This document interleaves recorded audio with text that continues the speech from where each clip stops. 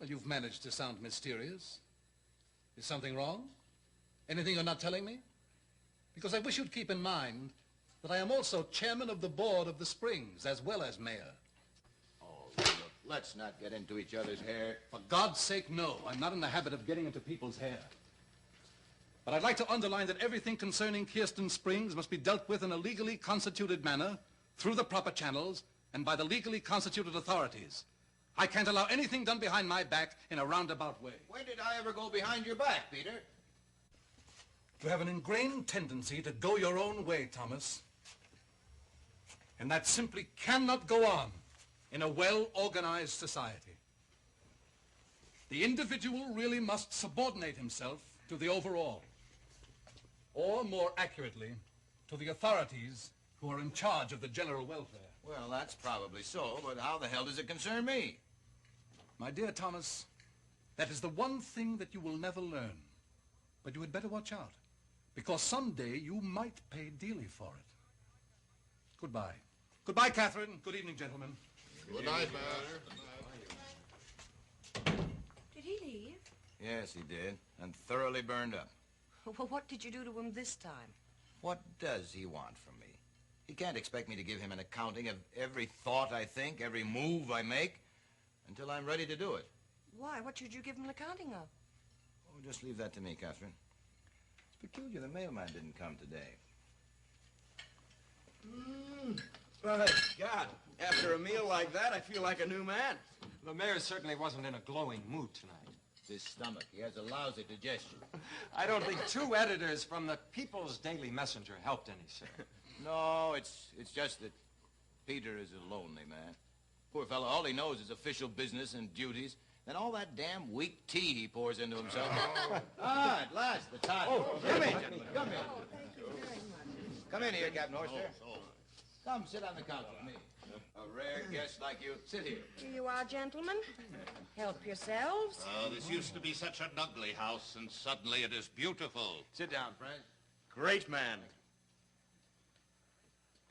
Hey, get the cigars. You know where the box is. And Morton, my pipe. I have a sneaking suspicion the boys are snitching a cigar now and then, but I don't pay any attention. Kathy, do you know where I put it? No, I don't, my boy. Oh, he's got it. Good boy. Help yourselves, friends. I'll stick with the pipe. This one has seen me through a good many blizzards up in the north. Skål.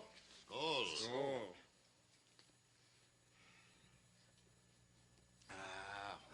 Good. What an invention, eh? Are you sailing soon, Captain? I expect to be ready next week. And then America. Yes, that's the plan. Then you won't be here for the new election. Is there going to be another election? Don't you know? I don't get mixed up in those things. You are interested in public affairs, aren't you? Well, frankly, I don't understand a thing about it. Neither do I. Perhaps that's why I'm always so pleased to see you. Just the same, Captain, you should vote. Even if I don't understand anything about it. Understand? What do you mean by that? Society, Captain, is like a ship. Every man should do his part to help navigate the ship. Well, that may be all right on shore, but on board ship, it doesn't work out so well. Good evening. Good evening, Hello, Petra. dear. And here you are lying around like lizards while I'm out slaving. Well, you just come be a lizard, too. I look at her and I say to myself, how did I do it? Great young woman.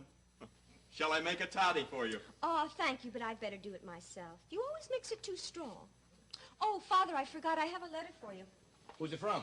I met the mailman on the way to school this morning, and he gave me your mail, too, and I just didn't have time to run back. And you don't give it to me until now?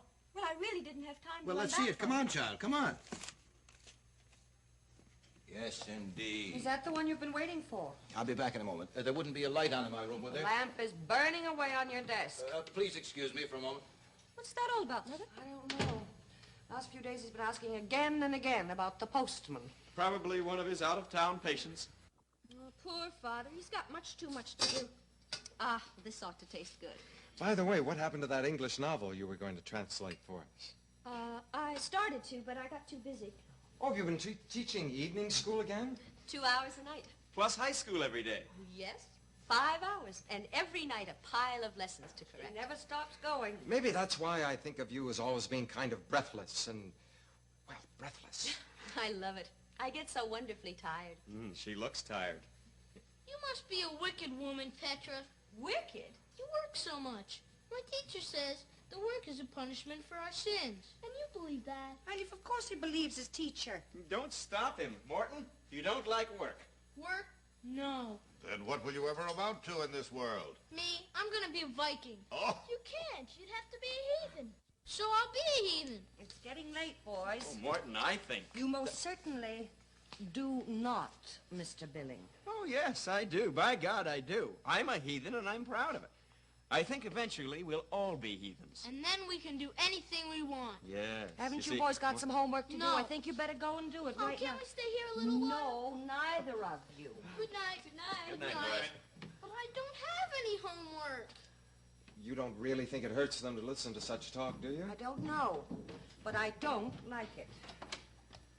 Boys, there's going to be news in this town. News? What news? Huh? A terrific discovery, Catherine. That you made? That I made. Really? Now let the baboons running this town call me a lunatic. Now they better watch out. Oh, how the mighty have fallen. What is it, Father? What in the world's happened, Doctor? It is the general opinion, isn't it, that our town is a sound and healthy spot? Of course. Even a rather unusually healthy spot. Oh, God, a place that can be recommended not only to all people, but sick people. Yes, but what does And this... we certainly have recommended it. I myself have written and written about it in the People's Messenger pamphlets. But what in the world's happened, Doctor? The miraculous springs that cost such a fortune to build, the whole Health Institute is a pest hole. Father, the spring? Our springs? That's unbelievable. You know that filth up in Windmill Valley, that stuff that has such a stinking smell? It comes from the tannery up there. And that same damn poisonous mess comes right out into the blessed, miraculous water we're supposed to cure people with. You mean actually where our beaches are? Exactly. But how can you be so sure? I had a suspicion about it a long time ago. There were too many sick cases among the visitors last year. Typhoid, gastric disturbances. But that's true. Now, I remember Mrs. Fenson's niece had that Yes, awful... dear. At the time, we thought the visitors brought the bug. But later this winter, I got a new idea, and I started investigating the water. That's what you've been working on. I sent samples of the water to the university for an exact chemical analysis. And that's what you've received? This is it.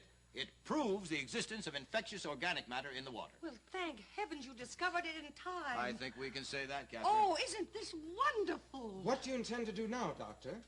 Put the thing right, of course. And can that be done? If not, the whole institute's useless. But there's nothing to worry about. I'm quite clear on what has to be done. But why did you keep it such a secret? Well, what do you want me to do? Go out and shoot my mouth off before I really knew? No, thanks. I'm not that crazy. You don't realize, Catherine, the whole water system's got to be changed. The whole water system. The whole water system. The intake is too low. It's got to be raised up to a much higher spot. The whole construction's got to be ripped out. You were right after all, Father. Ah, she remembers. That's right. He did warn them. Of course I warned them. I told them when they started to build the damn thing not to put it down there. But who am I, a mere scientist, to tell politicians where to build a health institute? Well, now they're going to get it, both barrels. This is tremendous. He's a great man. It's bigger than tremendous. Petra, my report is in the desk. And envelopes, Catherine? Gentlemen, this final proof from the university and my report, 5 solid explosive pages. Is large enough? Fine. Right to the board of directors. Catherine, tell the maid, what's her name again? Randine, dear. Tell our Randine. darling Randine to wipe her nose and run over to the mayor right away.